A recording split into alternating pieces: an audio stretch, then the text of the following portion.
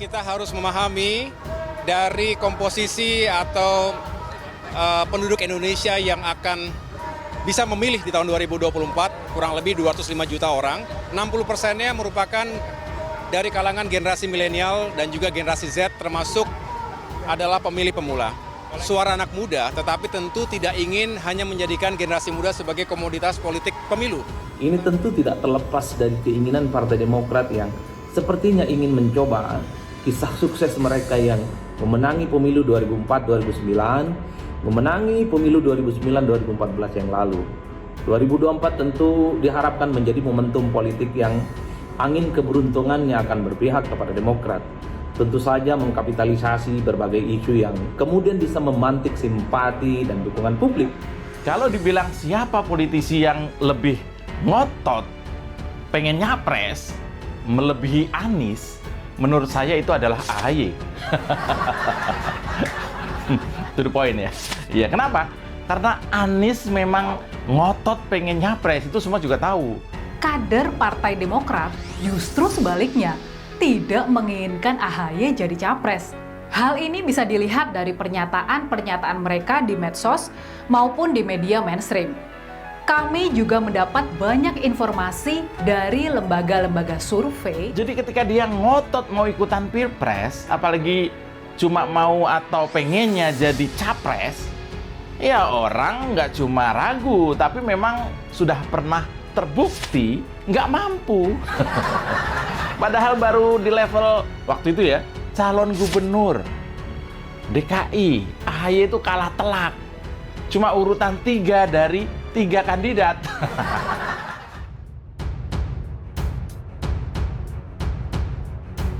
Demokrat Daerah Istimewa Yogyakarta minta kader solid kembalikan kejayaan partai pada 2024. Dewan Pengurus Daerah Partai Demokrat Daerah Istimewa Yogyakarta meminta kader dan pengurus partai dari anak cabang hingga kabupaten selalu menjaga kekompakan dan kesolidan untuk bisa mengembalikan kejayaan partai pada pemilu 2024.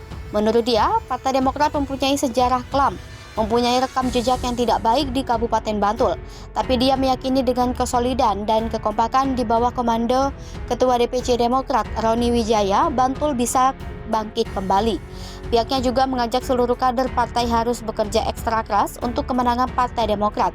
Dekati para tokoh, dekati para kaum milenial, dekati generasi Z, bujuk mereka untuk menjadi kader, bahkan menjadi caleg partai di Bantul maupun Daerah Istimewa Yogyakarta. Lebih lanjut, dia mengatakan beberapa hari lalu, Ketum AHY di KPU RI bisa mempertahankan nomor urut partai pada kepesertaan pemilu 2024, yaitu nomor 14, seperti jargon pada pemilu 2019 yang dirangkai menjadi kata siap. Oleh karena itu, semua harus siap bersama-sama memperjuangkan Partai Demokrat, harus siap berada di tengah-tengah masyarakat untuk memperjuangkan perubahan dan perbaikan. Elektabilitas Anies naik karena euforia deklarasi capres, kini publik mulai bosan. Pengamat politik dari UIN Syarif Hidayatullah Adi Prayitno menilai naiknya elektabilitas Anies Baswedan menurut survei lembaga merupakan imbas deklarasi pencalonan presiden yang diumumkan Nasdem pada awal Oktober lalu. Momentum deklarasi pencapresan Anies dinilai tepat karena berdekatan dengan lengsernya dia dari kursi Gubernur DKI Jakarta. Namun demikian, Adi menduga naiknya elektabilitas Anies merupakan euforia sesaat. Kini publik mulai bosan dengan sosok mantan Menteri Pendidikan dan Kebudayaan itu. Sebabnya, narasi yang disampaikan Anies dalam setiap safari politiknya itu-itu saja. Anies juga tak melakukan manuver politik apapun. Sebagai figur yang lekat dengan citra oposisi, Anies hampir tidak pernah menentang atau mengkritisi kebijakan Presiden Joko Widodo secara terbuka. Padahal, basis massa Anies datang dari kalangan yang kontra terhadap Jokowi. Sebaliknya, sebagai partai yang mendeklarasikan dukungan buat Anies, Nasdem justru menyebut bahwa capres mereka bakal melanjutkan program-program Jokowi. Tak sejalan dengan gembar-gembor Nasdem yang mengklaim partainya bersama Demokrat dan Partai Keadilan Sejahtera bakal membentuk koalisi perubahan. Memang kata Adi, elektabilitas Anies kini melesat tinggi, bahkan melampaui Ketua Umum Partai Gerindra Prabowo Subianto. Namun tak seperti Anies yang sudah giat roadshow, Prabowo dan kandidat capres lainnya sama sekali belum melakukan safari politik.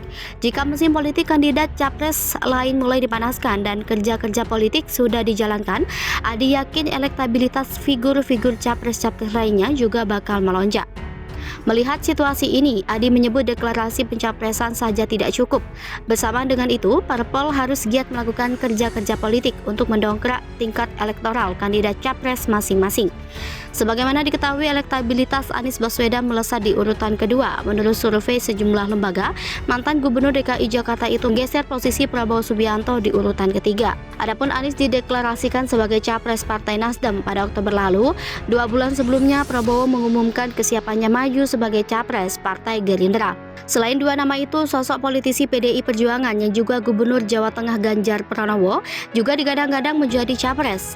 Malahan nama Ganjar unggul dalam berbagai survei elektabilitas capres melampaui Anies dan Prabowo. Namun demikian, sejauh ini belum ada satupun nama yang ditetapkan sebagai capres peserta pemilu 2024. Pendaftaran capres baru akan dibuka pada Oktober 2023. Demokrat yakin faktor-faktor ini yang bisa bikin pepet Golkar Gerindra. Elektabilitas Partai Demokrat mengejar Gerindra dan Golkar versi Saiful Mujani Research and Consulting. Demokrat menilai naiknya elektabilitas itu memperlihatkan prestasi Ketum Agus Harimurti Yudhoyono. Irwan optimistis elektabilitas Partai Demokrat akan terus naik. Menurutnya, tidak mustahil Partai Demokrat untuk menjadi yang Irwan lantas menyinggung sosok AHY yang berani. Menurutnya, naiknya elektabilitas Demokrat adalah prestasi dari AHY. Selain itu, Irwan mengatakan bonus demografi dan pada pemilu 2024 akan menjadi fokus Demokrat. Dia mengklaim bahwa pemilih muda memiliki harapan kepada AHY dan Demokrat. Lebih lanjut, Irwan menyebut Demokrat optimistis untuk menjadi pemenang pemilu. Saat ini, Demokrat fokus menjadi oposisi. PDIP unggul jauh, Golkar, Gerindra, Demokrat bersaing ketat. Saiful Mujani Research and Consulting merilis survei elektabilitas partai politik.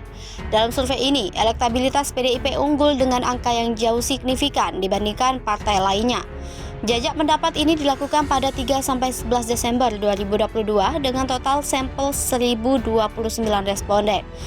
Survei dilakukan dengan memilih sampel secara acak dengan metode multi-stage random sampling. Responden terpilih kemudian diwawancarai tatap muka. Margin of error dari survei ini diperkirakan lebih kurang 3,1% pada tingkat kepercayaan 95%. Pada survei ini responden ditanya jika pemilihan anggota DPR diadakan sekarang, partai atau calon dari partai mana yang akan Anda pilih. SMRC menyodorkan 18 partai politik. Sebanyak 17 diantaranya yang telah ditetapkan sebagai peserta pemilu. Sementara SMRC juga memberikan kesempatan dengan mengikut sertakan partai di luar peserta pemilu. Hasilnya elektabilitas PDIP terlihat sangat tinggi dengan suara mencapai 24,1%. Angka ini berbeda jauh dengan elektabilitas parpol yang berada di urutan setelahnya. Denny mengatakan angka ketiga partai setelah PDIP yakni Golkar, Gerindra, dan Demokrat tampak berbeda tipis. Dia menyebut ketiga partai ini bersaing ketat untuk merebutkan posisi kedua. Denny menyebut masih ada 20,9 responden yang menyatakan belum menentukan pilihannya. Dia menyebut angka itu biasanya akan berkurang jika masa kampanye sudah mulai.